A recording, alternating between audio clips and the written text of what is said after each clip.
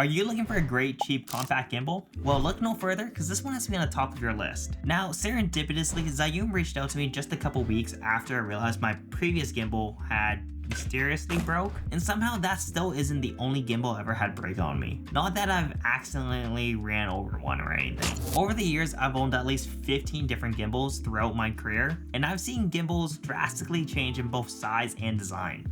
Anyhow, Zhiyun sent me one of their brand new Cinepeer Weebill 3E gimbals, and I'm excited to share with you how this one stacks up. Full disclosure, Zhiyun did send me this one on the house. Now, I'm gonna be honest here, and in terms of performance, I'm not gonna fluff this up and say, ooh, wow, this is some really stable looking footage, or look at this gimbal do that spinny thing, because in the end, this is a gimbal, and they pretty much realistically do the exact same things, as long as you play within their payloads. Now, what I want to focus on today is the strengths of the gimbal and what separates it from other gimbals. So let's start off with its size. It weighs 1 kilogram and compacts down to the size of a piece of printer paper. Now this gimbal feels pretty durable, and the body itself is made out of plastic and rubber, which is something I don't really mind because it keeps the weight of the gimbal down. The battery is built into the handle and can run for about 16 hours on a full charge. It's also PD and quick charge compatible, so you can charge this thing in 2 to 3 hours with pretty much any charger. It has a 3 kilogram or a 6.6 pound payload, which is tons of playroom for a gimbal of this size. I'm using my A7S III with the heaviest lens I own, a Sigma 14-28 f2.8 lens, and this combo is still only half of the payload capacity. Even when I slap a telephoto lens like my 70-180mm lens, it still rocks. Which, if you're using more weight than that, you're probably rocking a box camera and you probably think shooting on a gimbal is dumb anyway.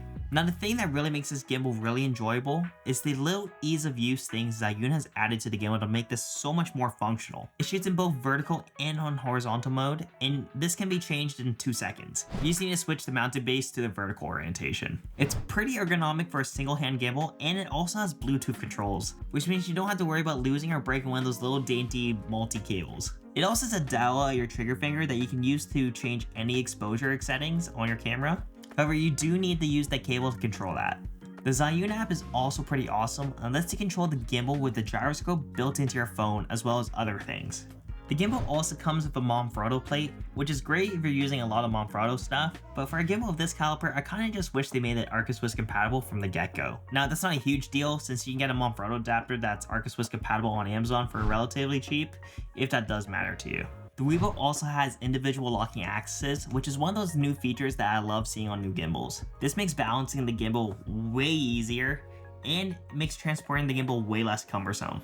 Did I mention that this gimbal is also dirt cheap? It's only 250 American bones, which is shocking because it kind of just operates like a regular sized gimbal. They also gave me some code to share with you guys for a discounted amount, which I'm not entirely sure how much that is of right now, but I'll find out for you when I actually post this video. So for this price, what is actually missing? Well, it doesn't have the fill light built in the gimbal like the Weebill 3S, which really isn't something I personally find that useful anyways. That light is just way too small and way too directional for my taste, but it might be something that you care about.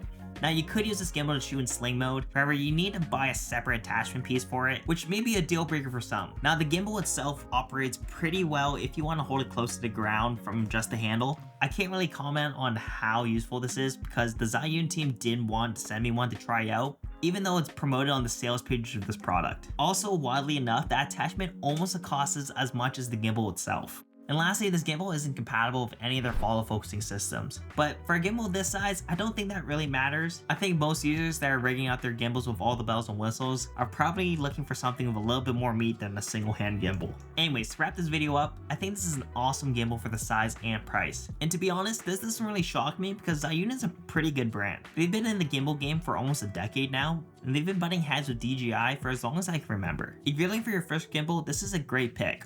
Or if you already own a gimbal and want to downsize, there's really isn't much downside here. Out of all my gimbals, my compact gimbal has become my go-to for most of my gimbal needs. However, over the years, I've really started to transition into a lot more handheld shooting, so I personally don't use a gimbal that often anymore, unless it's planned for or needed. But that being said, when I started my career, I used to shoot everything on a gimbal, and if something of this size and weight existed back then, I would have hands down loved this. Anyway, don't forget to subscribe, and until next time, ciao.